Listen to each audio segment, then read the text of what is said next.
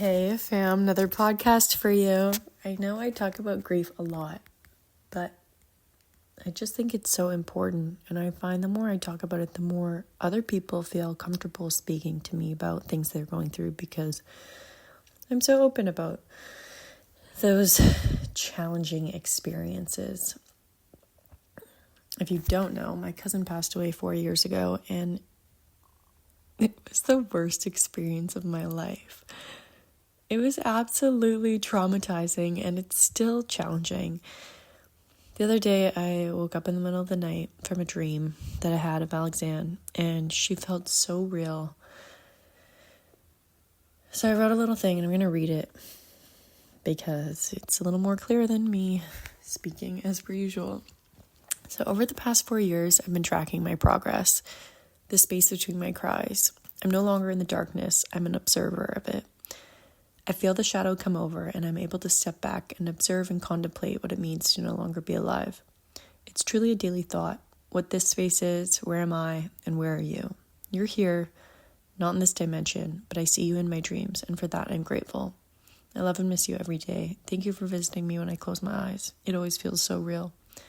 It's never easy, but it does get easier. Don't rush out of the grief, for your wound is the place where the light enters you. I honestly thought that was quite poetic of me. Middle of the night sky, inspired by grief and loss. I made the mistake years ago of telling someone too soon that it's all meant to be and everything happens for a reason. And that has been with me for a long time.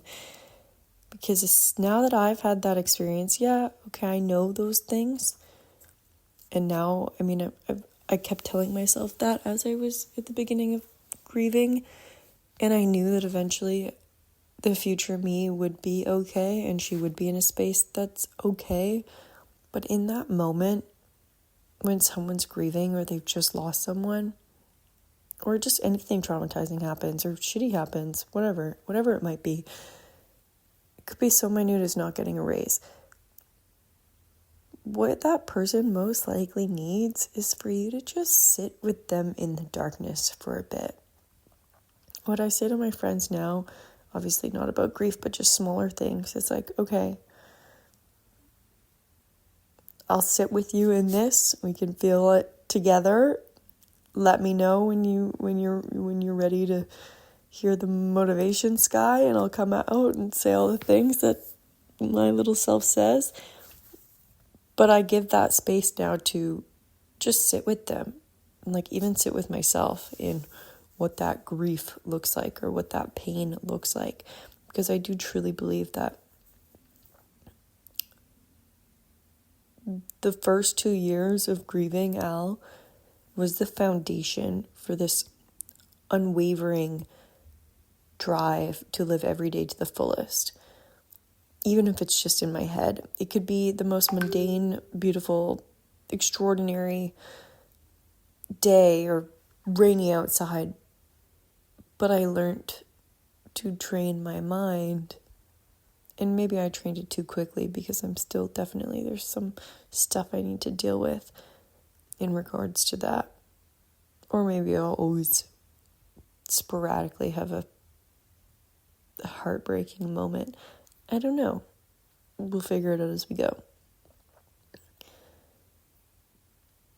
But the time when something shitty happens, I know you don't want to hear it in the moment, but it really is a gift in the most bizarre way. Or maybe I've just brainwashed myself to believe that because there's no other option, no point in dwelling on the fact that she's gone and I can't bring her back, so may as well make it work for me. I pull on my grief when I'm in the gym or when I'm going for a run or when I used to do kickboxing. I would literally, if I was feeling it, then okay, I'd run really hard to try to just let those emotions flow through me and almost process them quicker and feel the endorphins. But then sometimes I'd be in kickboxing and I'm like, okay, Sky, I know that this makes you mad and this makes you sad. And there's just like so many emotions, and emotions are energy. So if I can direct that energy and make it work for me and call on it, man, I probably looked like a crazy person on the treadmill, because I swear I don't even know where my legs were. I was sprinting so quickly, or I was punching so hard, or kicking so high and aggressively. And then I found there was a day during kickboxing when I tried to call on it, and it didn't quite give me the same power. And I thought to myself, that's good. Maybe, I've processed it enough that it's kind of whatever.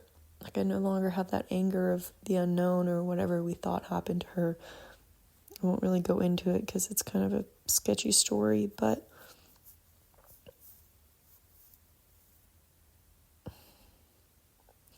you have a choice.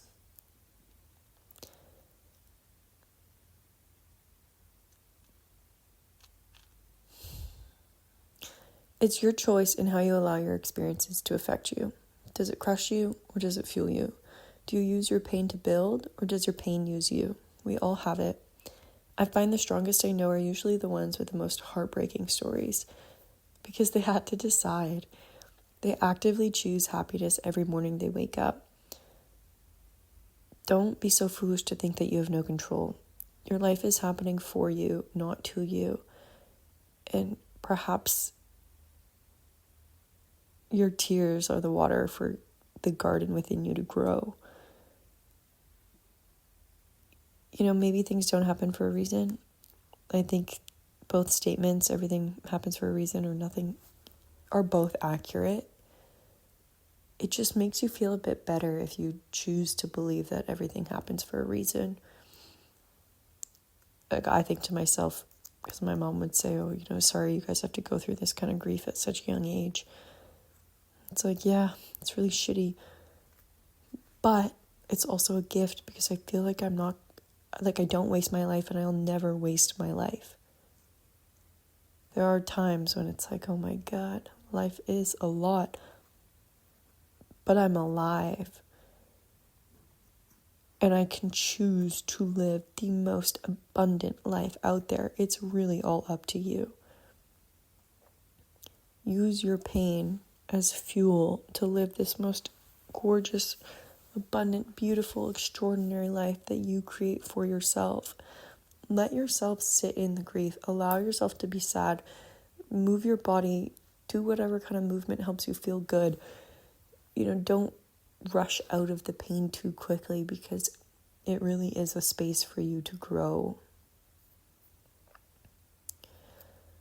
I'm saying this because hopefully you hear it when you need to hear it.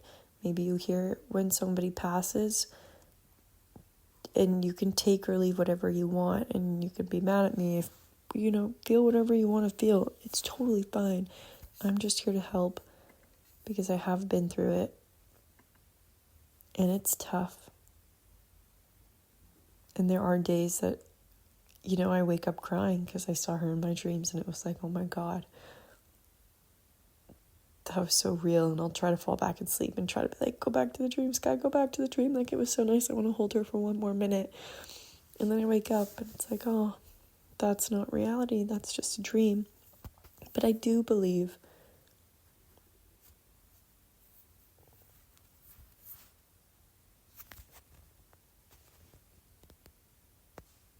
that she's in some dimension and she's watching over me. Can't remember if I started this podcast with the other thing or not, but whatever. Allow yourself to feel all the feels. It's a process. And just focus on your progress. Don't sort of jump out of it right away. Just be aware. Is the day getting slightly easier? Are you crying a little bit less? I remember I used to wake up crying, cry on my way to the gym, cry on my way home from the gym. And then it got to be like, once on the way either to or from the gym.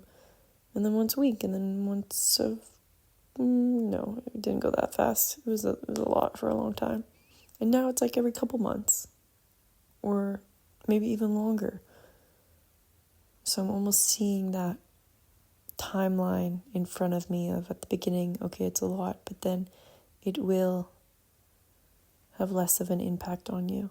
But I do think you need to go into it to learn from it and ask yourself, and maybe I dwell on my experiences a little bit too much, but I'm just trying to learn because I really do think everything happens for a reason and it's always a gift, and it's our choice to take the gift or not.